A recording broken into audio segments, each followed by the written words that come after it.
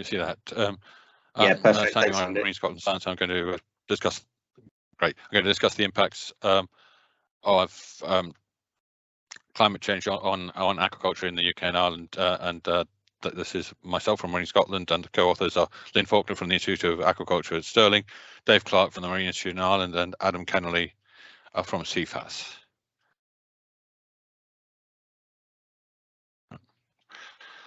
So just a word about the aquaculture industry. It's an important part of the UK food production. With salmon as was the UK's largest single food export product in 2020.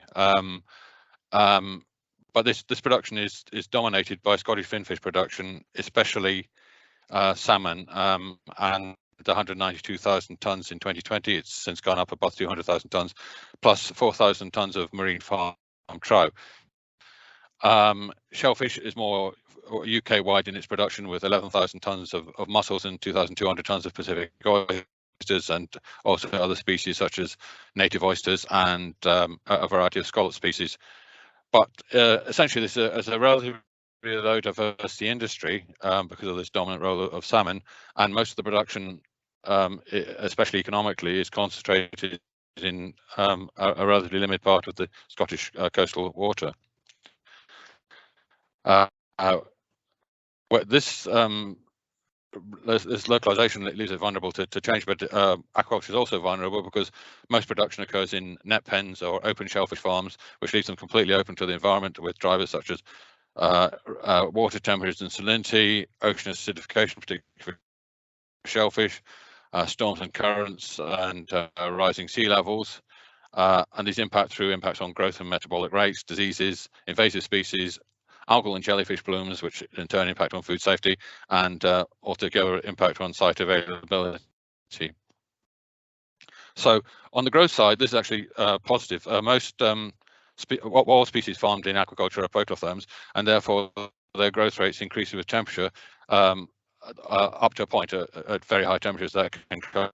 Is not expected to be a large-scale problem until later in the century. So it's generally we expect production rates to increase with warming temperatures, and possibly new shellfish species may be introduced in the south of England. Our finfish species production is unlikely to change for climate change scenarios.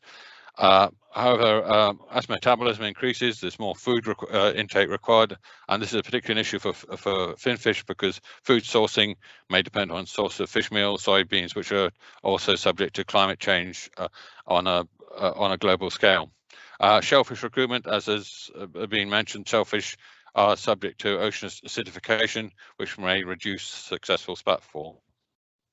So that's just a simple cartoonish diagram of how growth rates of salmon increase with increasing water temperatures, but will eventually collapse if temperatures rise too high.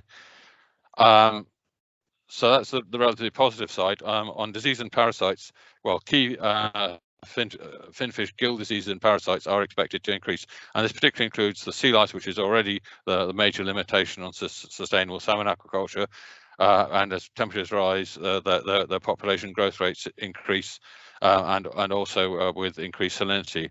Complex gill disorders are also driven by rising temperatures, and lice treatment has more side effects, which is likely to cause mortalities if gills are compromised, and therefore there is a synergy between multiple pathogens, the hosts, and an environment under warming where there's reduced oxygen, reduced stability, or compromised gills, and more pressure from treatment of sea lice. Shellfish diseases are also expected to increase the problems. For example, diseases such as oyster herpes virus and Bonamia ostrea pathogens that express themselves as clinical diseases generally above 16 degrees, so those diseases can spread northwards and increase in duration of impacts. On the positive side, poikilotherms have faster immune responses as temperature warms, and some diseases may decline. However, this is the data from the Scottish Scottish salmon mortality. Mortality rates have increased from about 1% to about 2% per month, and the purple line shows the trend. But this has also been modelled in a two-factor model, which just depends upon the total national biomass of salmon farmed and the winter minimum temperature, and that can predict some anomalous years that the trend itself fails to predict. So it gives a good predictive model which indicates that milder winters play a major role in the annual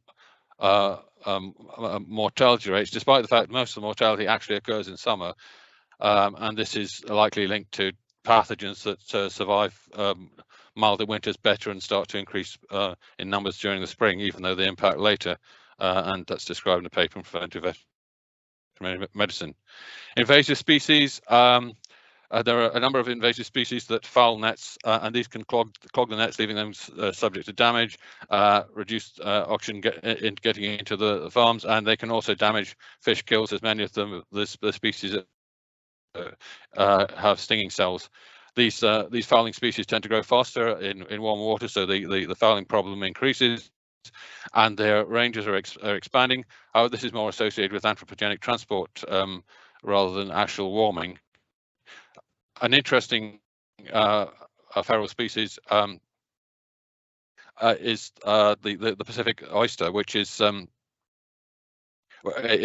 farm species, but is now capable of breeding in the UK marine environment, particularly in southern parts of England and also in Ireland. This range is continuous, and when it reproduces naturally, it can perform dense reefs that significantly alter benthic systems, and they can act as reservoirs for pathogens that affect farm salmon. Algal and jellyfish blooms, well, generally such blooms are more likely to occur in warmer waters. However, the response to climate change is very difficult to predict. Up to a point, increased algal production is good because it produces feed for shellfish, but it also increases the risk of toxic algal blooms, and there's also the increased risk of jellyfish blooms. And these toxic algae and jellyfish can impact finfish and shellfish health directly. They can also compromise the gills, which particularly leaves fish vulnerable to later development of complex gill disorder, even if the damage itself wasn't so great to start with. And of course, toxins can accumulate in shellfish. So this leads to the food safety issue. Pathogens and toxins present in the environment may accumulate in shellfish. Vibrio is shown to increase in warmer waters.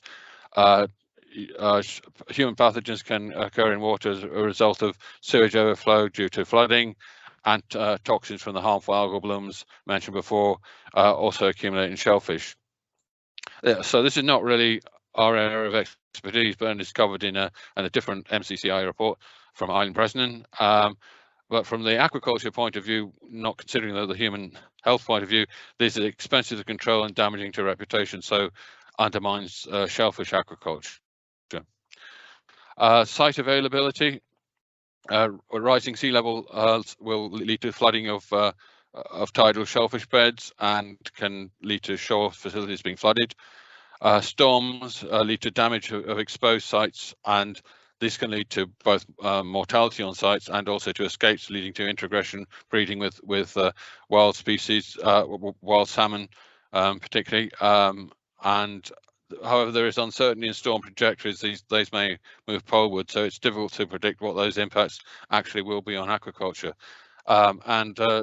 Aquaculture occurs in very much inshore coastal waters, which are more affected by climate change than other areas. Faster warming and more ocean acidification and more salinity variation are more likely to occur in these waters.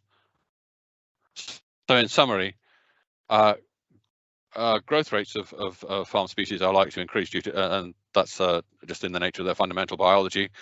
And diseases are likely to increase in their impacts. This is we can take from the fundamental biology of these diseases, but also there is increased field evidence of mortality that and of new diseases that link to warming waters. Invasive species blooms and safety issues are very biologically complex, so they're difficult to predict. They're likely to increase intuitively, but the evidence for it is extremely difficult to get. And storms are likely to strengthen, but may move to different areas, and therefore the impact is also difficult to predict. So the net impact is negative, but maybe limited because of the counteracting growth rates and the disease, which perhaps in itself could be considered, but the overall is low. So just one point before I end. Aquaculture is a human activity, and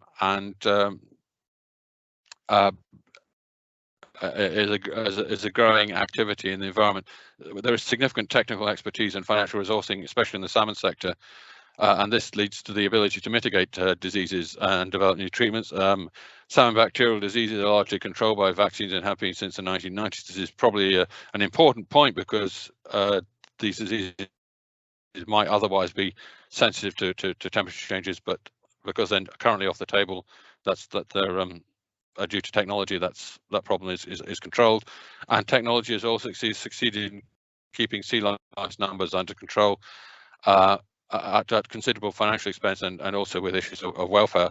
But the numbers have not been rising despite the environment being better for sea lice in many ways.